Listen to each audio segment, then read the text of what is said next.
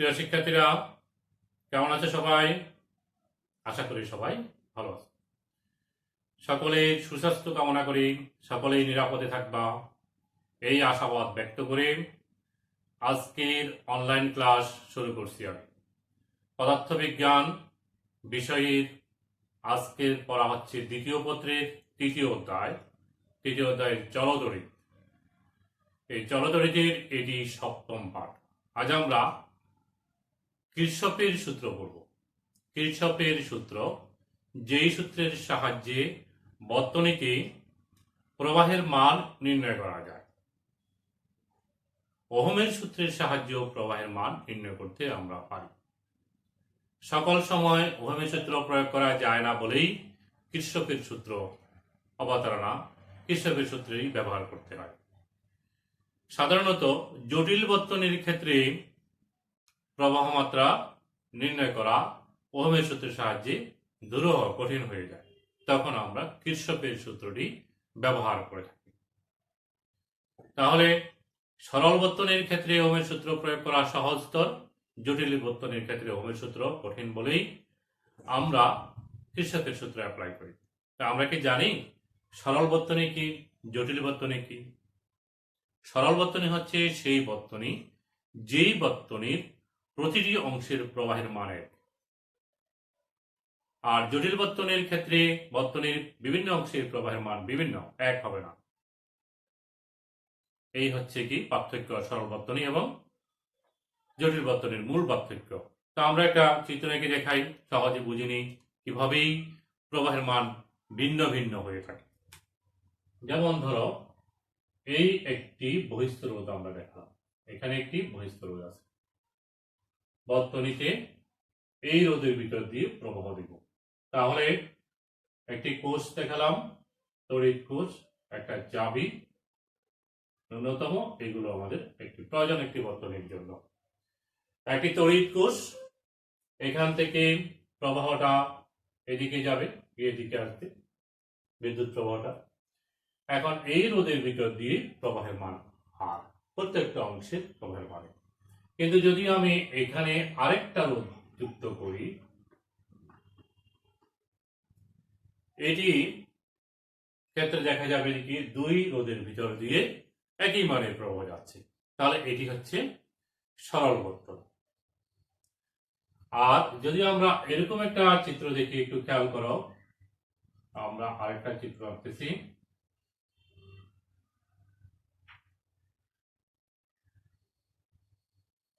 এই চিত্রে আমরা একাধিক রোধ দেখাচ্ছি এবং আমাদের প্রবাহেরও ভিন্ন ভিন্ন পথ আছে।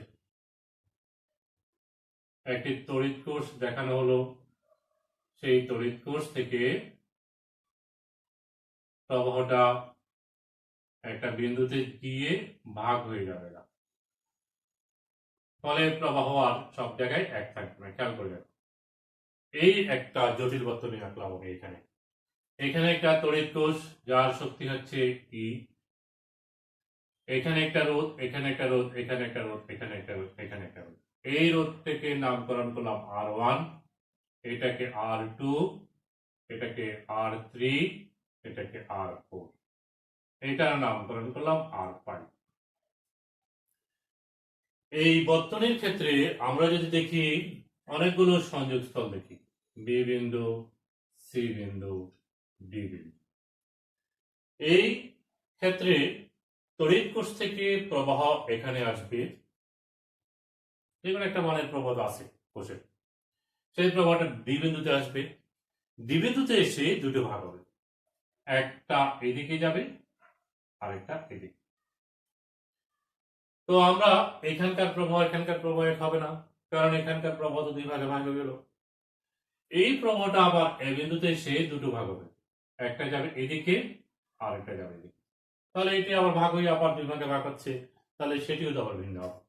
এখন এখান থেকে প্রবাহটা এদিকে গিয়ে এই সি বিন্দুতে মিলিত হলো। তাহলে এখানে এসে এই R3 ভিতর দিয়ে যে প্রবাহটা আসলো সেটা সি বিন্দুতে এসে আবার সেটি এটার সাথে এই R5 এর ভিতরটা এখানে মিলিত হলো। তারপর দুটো এখানে এসে আবার এখানে মিলিত হলো। তো আমরা যদি একটু পর্যবেক্ষণ করি প্রবাহের মান এক এক জায়গায় এক এক রকম হবে। তো রোধের কারণে এখানে একটি রোধ আছে কোষের অভ্যন্তরীণ রোধ, সেটাকে মনে করলাম R6, তার ভিতর দিয়েও একটি প্রবাহ যাচ্ছে, কোষ অতিক্রম করতেছে। এখন দেখো, যদি আমরা ভালো করে পর্যবেক্ষণ করি তাহলে আমরা দেখব এখানে একটা প্রবাহ আছে, সেটা হচ্ছে I1 ধরে নিলাম। এখানে একটি প্রবাহ আছে R2 ভিতর দিয়ে I2। এখানে একটি প্রবাহ আছে যেটা R3 ভিতর দিয়ে যাচ্ছে I3। এখানে একটি প্রবাহ আছে I4। এখানে R5 এর ভিতর দিয়ে একটি প্রবাহ I5। এখানে একটি প্রবাহ যাচ্ছে, সেটা হচ্ছে I6। তাহলে এই বর্তনীর ক্ষেত্রে কি আমরা দেখতে পাচ্ছি যে বিভিন্ন অংশের প্রবাহের মান ভিন্ন ভিন্ন? তাহলে এই ধরনের বর্তনীকে আমরা বলি জটিল বর্তনী। এবং সেখানে কিন্তু আমরা আরো বর্তনীর ভিতরে বর্তনী দেখতেছি। এখানে একটি বর্তনী ABD একটা বর্তনী, BCD একটা বর্তনী, ABCD একটি বর্তনী, ADC R5 একটা বর্তনী, অনেকগুলো সেখানে আমরা বর্তনী দেখতে পাচ্ছি, পদ্ম বর্তনী দেখতে পাচ্ছি। তাহলে এই ধরনের ক্ষেত্রে আমরা ওহমের সূত্র প্রয়োগ করা আমাদের জন্য কঠিন হয়ে যায়, তখন আমরা কিরচফের সূত্র অ্যাপ্লাই করি। এখানে আমরা ওহমের সূত্র অ্যাপ্লাই করতে পারি, কিরচফের সূত্রও করা যায় সেখানে। তাহলে আজকের আমাদের পড়া হচ্ছে কি কিরচফের সূত্র। আজকে আমরা পড়ব কিরচফের সূত্র।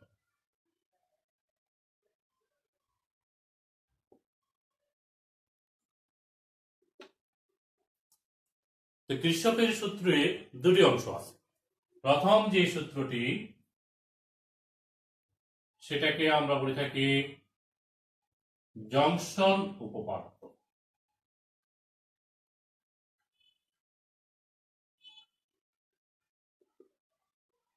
এটাকে আমরা প্রবাহের সূত্র বলে থাকি, জংশন উপপাদ্য। জংশন মানে একটি সংযোগস্থল, অনেকগুলো পথ যেখানে মিলিত হয় সেটাকে আমরা জংশন বলি। তো প্রবাহের বিভিন্ন অংশ বিভিন্ন দিক থেকে গেল, গিয়ে একটা বিন্দুতে যদি প্রবাহগুলো মিলিত হয় সেই বিন্দুটাকে আমরা বলি জংশন বলে থাকি, সংযোগস্থল। যেমন এই জটিল বর্তনীর ক্ষেত্রে এ বিন্দু একটি জংশন, বি বিন্দু একটি, সি বিন্দু একটি, সি বিন্দু একটি জংশন, ডি বিন্দু একটি জংশন। এই বর্তনীতে আমাদের এই জটিল বর্তনীতে এ বিন্দু একটি জংশন, বি বিন্দু একটি জংশন, সি বিন্দু একটি জংশন, ডি বিন্দু একটি জংশন। এই সমস্ত জংশন বা সংযোগস্থলের ক্ষেত্রে প্রবাহ মাত্রাগুলোর বীজগাণিতিক সমষ্টি শূন্য হবে। অর্থাৎ যে কোনো জংশনের ক্ষেত্রে প্রবাহ মাত্রাগুলোর বীজগাণিতিক সমষ্টি সামেশন I = 0। আমরা যদি বলি এখানে ও বিন্দু একটি জংশন, সেখানে একটি প্রবাহ প্রবেশ করে, সেখান থেকে একটি প্রবাহ বেরিয়ে যায়, আরেকটা প্রবাহ প্রবেশ করে, আরেকটা প্রবেশ করে, আরেকটা বেরিয়ে যায়। এইভাবে আমরা একটা জংশন দেখালাম। তাহলে এখানে প্রবাহ মনে করলাম I1, এখানে I2, এখানে I3, এখানে I4, এখানে I5। খেয়াল করো, এই সংযোগস্থলে I1 প্রবেশ করে প্রবাহটা, সেখান থেকে I2 বেরিয়ে যায়, I3 প্রবেশ করে, I4 প্রবাহ এই পথে প্রবেশ করে, I5 এখানে প্রবেশ করে। তাহলে আমরা যদি আরেকটা বলি I6, যদি বলি মনে করলাম সেটি হচ্ছে I6, সেটিও বেরিয়ে যাচ্ছে। তাহলে এখানে সবগুলো প্রবাহের বীজগাণিতিক সমষ্টি কত হবে? 0 হবে। তাহলে আমরা এখানে লিখবো, এইটাকে আমরা সূত্রটাকে সাজাবো এরকম করি, I1 plus I2 plus I3 plus I4 plus I5 plus I6 = 0। খেয়াল করে দেখো, সবগুলো যোগ করলাম কিন্তু দুটার চিহ্ন মাইনাস লিখলাম, কারণ এগুলো হচ্ছে কি I2 বহির্মুখী, I6 ও বহির্মুখী। এরকম যদি প্রবাহ বহির্মুখী হয়ে থাকে, সংযোগস্থলের থেকে বহির্মুখী হয়, তখন তাকে আমরা ঋণাত্মক হিসেবে বিবেচনা করি। অন্তর্মুখী সংযোগস্থল মুখী যেগুলো হচ্ছে সেগুলো হচ্ছে ধনাত্মক, আর বেরিয়ে যাচ্ছে যেগুলো সেগুলো হচ্ছে ঋণাত্মক। এই কথাটা আমার খুব গুরুত্বপূর্ণ, এটি আমাদের মনে রাখতে হবে। কিরচফের সূত্র যখন আমরা জংশন উপপাদ্য অ্যাপ্লাই করব, তখন এই প্রবাহের দিকটা ধনাত্মক হবে না ঋণাত্মক হবে সেটি বিবেচনায় আমাদের আনতে হবে।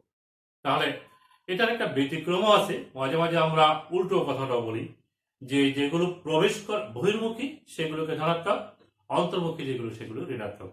তবে বহুল প্রচলিত এইটাই ব্যবহার করি, অন্তর্মুখী গুলো ধনাত্মক, বহির্মুখীটা ঋণাত্মক। তাহলে যেটি প্রবেশ করতেছে সেটা পজিটিভ, আর যেটি বেরিয়ে যাচ্ছে সেটা নেগেটিভ সাইন হবে এই প্রবাহটা, এটি মনে রাখতে হবে আমাদেরকে।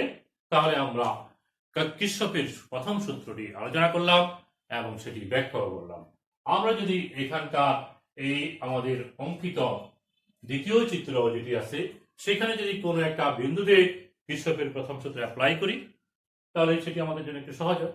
খেয়াল করি, যেমন এ বিন্দু, খেয়াল করো এ বিন্দুটা কেমন, এইটি হচ্ছে এ বিন্দু, আমরা প্রবাহ এরকম দেখতে পাচ্ছি, খুব খেয়াল করো ভালো করে, এরকম করে এরকম। এ বিন্দুতে প্রবাহ যেটি যাচ্ছে এটি হচ্ছে ডি থেকে যেটা যাচ্ছে সেটা হচ্ছে I4, আর যেটি এদিকে যাচ্ছে R1 এর ভিতর দিয়ে সেটা হচ্ছে I1, আরেকটা I4 এই R5 এর ভিতর দিয়ে যাচ্ছে সেটি হচ্ছে I5। তাহলে কি তোমরা এখন এই কির্চফের সূত্রটা আই বিন্দুতে অ্যাপ্লাই করতে পারবা না? অবশ্যই পারবা। দেখো আমরা এখানে লিখব I4 minus I1 minus I5 0 হবে। এই I1 এবং I5 বহির্মুখী, সেই জন্য দুটো ঋণাত্মক, আর এটা অন্তর্মুখী সেটি ধনাত্মক। তাহলে বি বিন্দুতে দেখো তো, খেয়াল করো, বি বিন্দুতে যদি আমরা বলি I1 প্রবেশ করে, I2 প্রবেশ করে, I6 পেয়ে যায়। তাহলে এটা এ বিন্দুর জন্য। বি বিন্দুর জন্য আমরা লিখতে পারবো I1 plus I2 minus I6 0। তো কির্চফের সূত্র আমাদের প্রয়োগ করা যখন আমরা প্রবাহ নির্ণয় করি তখন আমাদেরকে জংশন উপপাদ্যের বিভিন্ন জংশন উপপাদ্যটা আমাদের জটিল বর্তনের বিভিন্ন সংযোগস্থল বা জংশনে ব্যবহার করতে হয়। সেটি আমরা ব্যবহার করে গাণিতিক প্রক্রিয়াগুলি সমাধান করে আমরা প্রবাহ নির্ণয় করে থাকি। তো এখন আসো আমরা যদি দু একটা অঙ্ক করি তাহলে সমাধান হয়ে যায়, একটু সহজে বুঝি। তার আগে আমরা দ্বিতীয় সূত্রটা একটু আলোচনা করে নিই। আজকে আমরা সূত্র দুটি আলোচনা করব। আমরা গাণিতিক সমস্যাগুলো পরবর্তী কোনো একটি ক্লাসে সমাধান করব। তো দেখো দ্বিতীয় সূত্রটাকে আমরা বলি এটি হচ্ছে লুপ উপপাদ্য। এটার নাম হচ্ছে লুপ উপপাদ্য। লুপ বা বদ্ধ বর্তনী। লুপ হচ্ছে কি, লুপ হচ্ছে এরকম, এই এখান থেকে শুরু হয়ে আবার ঘুরে এখানে আসবে, তাহলে এটি হচ্ছে একটা লুপ। এই লুপের ক্ষেত্রে একটা বদ্ধ বর্তনীর ক্ষেত্রে এই সূত্রটি প্রযোজ্য। এটাকে আমরা আবার বিভব পার্থক্যের সূত্র বলে থাকি। আমরা বলি বর্তনীর একটি বদ্ধ বর্তনীর বিভিন্ন অংশগুলোর বিভব পার্থক্যগুলোর বীজগাণিতিক সমষ্টি শূন্য।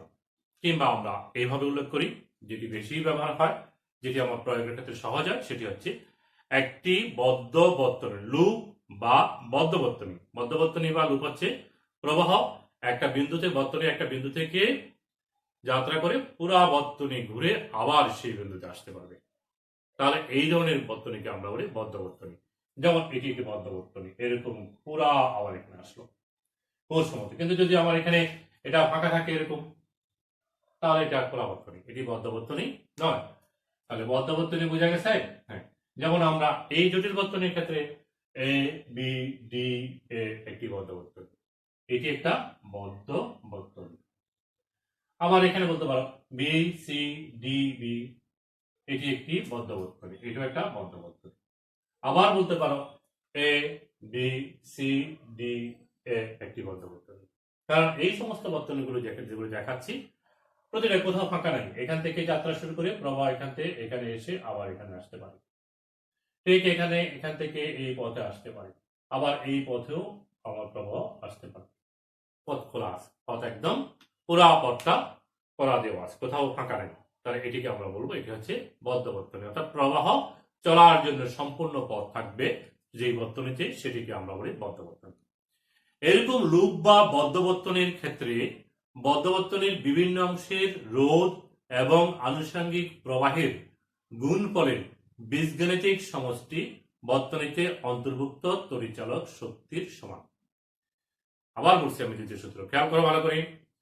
বদ্ধবর্তনীর ক্ষেত্রে, যে কোনো বদ্ধবর্তনীর ক্ষেত্রে বর্তনীর বিভিন্ন অংশের রোধ এবং আনুষঙ্গিক প্রবাহের গুণফলের বীজগাণিতিক সমষ্টি বর্তনীতে অন্তর্ভুক্ত তড়িৎ চালক শক্তির সমান।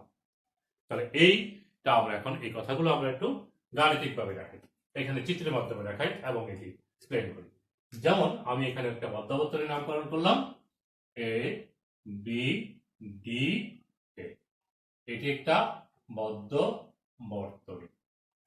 খেয়াল করবা, তুমি যদি এটাকে এ বি ডি ত্রিভুজের মতো করে বলো, এরকম তো এটা তো এরকমই দেখা যাচ্ছে, এরকম করে এরকম, তাহলে এ বি ডি ত্রিভুজ এভাবে বলো তাহলে ভুল হয়ে যাবে, কারণ এ বি ডি হলে তুমি আর এটা বলো নাই, এ বি ডি পর্যন্ত এটা খোলা, তাহলে এটি বদ্ধবর্তনী হবে না।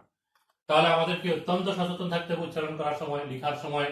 এ বি ডি এ একটি বদ্ধবর্তনী, এখানেই যাত্রা শুরু করে পুরো বর্তনীটা গুলো। এটাকে তুমি এরকম বলতে পারো, এ ডি বি এও বলতে পারো। তো যেভাবেই বলি না কেন, আমরা আমাদের হিসাবের কাজ যেহেতু বীজগাণিতিক সমষ্টি করব, আমরা বিভিন্ন অংশের রোধ এবং আনুষঙ্গিক প্রবাহের ওই প্রবাহের দিকটা বিবেচনায় যখন আমরা আনবো, তখন আমরা উল্টো দিক যদি প্রবাহ পাই সেটি ঋণাত্মক হবে। কোষের ক্ষেত্রে যদি নেগেটিভ থেকে পজিটিভ অতিক্রম করি তাহলে ধনাত্মক, আর পজিটিভ দিক থেকে যদি নেগেটিভ দিকে যাই তখন সেটি ঋণাত্মক হবে। এই দুটো বিষয় মনে রাখতে হবে। বদ্ধবর্তনী তুমি এবার যেভাবে গণনা করো না কেন, তুমি সেভাবেই তোমাকে হিসাবটা করতে হবে। আবার বলছি, যেমন ধরো আমরা এবিডি এর ক্ষেত্রে যদি বলি, এই অংশের রোধ হচ্ছে R1, এবি অংশের, তার ভিতর দিয়ে প্রবাহ যাচ্ছে I1, তাহলে রোধ এবং আনুষঙ্গিক প্রবাহের গুণফল দ্বিতীয় অংশটা হচ্ছে বিডি। এখানে রোধ হচ্ছে কোষের অভ্যন্তরীণ রোধ, যেটাকে আমরা R6 বলছি, কোষের অভ্যন্তরীণ রোধ যাকে R6 দ্বারা প্রকাশ করলাম, এবং প্রবাহটাকে I6, তাহলে এখানে আমরা বলবো I6 R6। রোধ এবং প্রবাহ গুণফল, সবগুলোর রোধ এবং প্রবাহের গুণফলের বীজগাণিতিক সমষ্টি। তাহলে তৃতীয় আরেকটা বাকি হলো ডি থেকে এ, সেখানে আমরা পাচ্ছি I4 R4 is equal two বর্তনীতে অন্তর্ভুক্ত তড়িৎচালক শক্তি। এখানে আমরা যখন এই বর্তনী অতিক্রম করলাম তখন এখান থেকে এদিক থেকে এদিকে কোষ অতিক্রম করলাম, সুতরাং এই ই এর মানটা হবে পজিটিভ। আর এই পুরো পথে আমরা যেভাবে কাউন্ট করছি সেভাবে সব, এটাও ধনাত্মক, এটাও ধনাত্মক, এটাও ধনাত্মক, কারণ যেদিকে আমরা বদ্ধবর্তনী বিবেচনা করলাম, লুপটা বিবেচনা করলাম, প্রবাহ সেদিকে, প্রবাহ যদি বিপরীত দিকে হয় তখন সেটি ঋণাত্মক হবে। তাহলে আমরা এই সূত্রটা পেলাম এবিডি এর উপর। বুঝা গেছে? আচ্ছা, যদি তুমি এই লুপটাকে বলো যে কি তুমি এটা হচ্ছে এ ডি বি এর, এরকম যদি তুমি বলতে পারো এ ডি বি এ, তাহলে তুমি কিন্তু এখানে লুপটা এরকম করে দেখাবো। তাহলে ইচ্ছা মতো আমরা আঁকবো না, এই যে আমরা লুপ দেখাচ্ছি, এটি লুপ দেখাচ্ছি, আমরা এরকম করি লুপটা দেখাচ্ছি। এটি আমার কিন্তু একটা উদ্দেশ্য আছে, আমরা এটা বোঝাচ্ছি এ থেকে শুরু করে এই দিকে এটা। তাহলে এই লুপের ক্ষেত্রে খেয়াল করে দেখো, এইটা প্রথম অংশ, তাহলে সেখানে মাইনাস I4 R4, এখানে হবে মাইনাস I6 R6, এখানে হবে minus I1 R1 is equal to minus E. খেয়াল করে দেখো, প্রথম অংশে আমি লুপটা বিবেচনা করতেছি এ ডি বি এ, তাহলে এই দিকে হচ্ছে এ থেকে ডিতে যখন যাচ্ছি প্রবাহ এইদিকে, সেই জন্য I4 মাইনাস, এদিক থেকে এদিকে যখন যাচ্ছি প্রবাহটা এদিকে, সেজন্য I2 মাইনাস 6 মাইনাস। ঠিক তেমনি বি থেকে এ তে যখন অতিক্রম করতেছি, লুপটা বিবেচনা করছি, তখন এটা I1, উল্টো দিকে বিপরীত দিকে I1 মাইনাস। ই এর ক্ষেত্রে যখন আমি এদিকে যাচ্ছি, তো পজিটিভ থেকে নেগেটিভ, তখন সেটি নেগেটিভ হবে। তাহলে এখানে একটু পর্যবেক্ষণ করি, দেখো এই দুটা লুপ বিবেচনা করছিলাম। প্রথম বিবেচনা করছি আমি এরকম করি, এখন করছি এরকম, অর্থাৎ প্রথম বিবেচনা করছি এ বি ডি এ, আর পরবর্তী বিবেচনা করতেছি এ ডি বি এ। দুটা ডিফারেন্স হবে না। হিসাবের গণনায় আমার যেহেতু প্রবাহের দিক ভিন্ন, সেজন্য আপাত দৃষ্টিতে ভিন্ন মনে হলো, শেষ পর্যন্ত আবার একই ফলাফল। দেখো এখানে নেগেটিভ, যদি দুই পাশে ঋণাত্মক মান রেখে ব্র্যাকেট নিয়ে আমরা এখানে আমরা লিখতে পারি I4 R4 plus I6 R6 plus I1 R1 equal to হচ্ছে মাইনাস ই। দুই পাশে ঋণাত্মক চিহ্ন বাদ গেল, তাহলে এই ফলাফলটা আর এই ফলাফলটা তো সেম। তো রূপ তুমি যেভাবে বিবেচনা করো না কেন, তোমাকে দেখতে হবে যে কি প্রবাহের দিকটা কোন দিকে, তড়িৎচালক শক্তিকে তুমি কিভাবে কোষকে অতিক্রম করতেছ তার দিক বিবেচনা করে চিহ্নটাকে নির্ধারণ করতে হবে। তাহলে চিহ্নর বিষয়টা এই ক্ষেত্রে খুবই গুরুত্বপূর্ণ। আবার বলছি, প্রবাহের বিপরীত হলে প্রবাহমানটা ঋণাত্মক হবে। কোষের ক্ষেত্রে যদি পজিটিভ থেকে নেগেটিভ দিকে যাও, পজিটিভ থেকে নেগেটিভ দিকে যাও, ধরো এখানে তুমি এদিকে গেলা, প্রবাহ এদিকে যাচ্ছে, এই দিক থেকে এদিকে যায়, সেই জন্য পজিটিভ। উল্টো দিক অতিক্রম করলে তখন সেটি নেগেটিভ হবে। এটাই মূল কথা, আর কিছু না। যদি এটি তুমি বুঝতে পারো তাহলে কির্চফের সূত্র তুমি প্রয়োগ করতে পারবো আশা করি। তো আমরা এইখানে আরেকটা সূত্র দেখেন, আরেকটা বিষয় দেখাই। আমরা বলছিলাম বিভিন্ন অংশের রোধ এবং আনুষঙ্গিক প্রবাহের, বিভিন্ন বদ্ধবর্তনীর বিভিন্ন অংশের রোধ এবং আনুষঙ্গিক প্রবাহের গুণফলের বীজগাণিতিক সমষ্টি বর্তনীতে অন্তর্ভুক্ত তড়িৎচালক শক্তির সমান। তাহলে আমরা এখন একটি বদ্ধবর্তনী দেখি, A B C D A. খেয়াল করে দেখো, এটি একটি বদ্ধবর্তনী, A B C D A. এই বদ্ধবর্তনী খেয়াল করতেছ, A B C D A. মাঝখানে কি আছে বা অন্য কোথায় কি আছে সেটি আমার বিবেচ্য বিষয় নয়। আমার বিবেচ্য বিষয় হচ্ছে আমি যে বর্তনীটা বিবেচনা করতেছি তাকে কিভাবে আমি ক্যালকুলেট করব। তাহলে A B C D A এই মধ্যবর্তনীর ক্ষেত্রে আবার বলছি, এই সি ডি পর্যন্ত শেষ করবো না, এ পর্যন্ত আসবা, এখান থেকে শুরু করি পুরা বর্ণটা যেন এখানে আসে। তাহলে প্রথম অংশে আমরা লিখব I1 R1, দ্বিতীয় অংশের জন্য লিখব আমরা মাইনাস I2 R2, কারণ আমি এই দিক থেকে হিসাব করতেছি, প্রবাহটা তার বিপরীতে। তৃতীয় অংশের জন্য সি থেকে ডি তে তাও মাইনাস I3 R3। চতুর্থ অংশের জন্য ডি থেকে এতে সেটা হচ্ছে plus I4 R4 equal to ই হবে না। এইখানে কোন ধরনের তড়িৎচালক শক্তিকে আমরা কোষকে অতিক্রম, তড়িৎ কোষকে অতিক্রম করি নাই। A B C D A এই বদ্ধবর্তনী হিসাব করার সময় আমরা কখনো কোন তড়িৎচালক শক্তির মুখোমুখি হই নাই। খেয়াল করো, এখান থেকে কোষ আছে নাই, এখানে আছে নাই, এখানে আছে নাই, এখানেও নাই। তাহলে বর্তনীতে অন্তর্ভুক্ত তড়িৎচালক শক্তির মান এই ক্ষেত্রে ওই রূপের জন্য A B C D A লোভ বা বদ্ধবর্তনীর জন্য ই এর মানটা 0। তাহলে এটিও আমাদের খেয়াল রাখতে হবে, সবসময় ই থাকবে এমন কথা নাই। ই এর মানটা কখনো পজিটিভ, তখন আমাদের নেগেটিভ আসতে পারে, কখন নেগেটিভ হয় কখন পজিটিভ হয় সেটি আমরা এখানে দেখালাম। তাহলে আমি এরকম লোভ বলতে পারি এ বি সি R5 এ, এটা একটু লোভ বলতে পারি।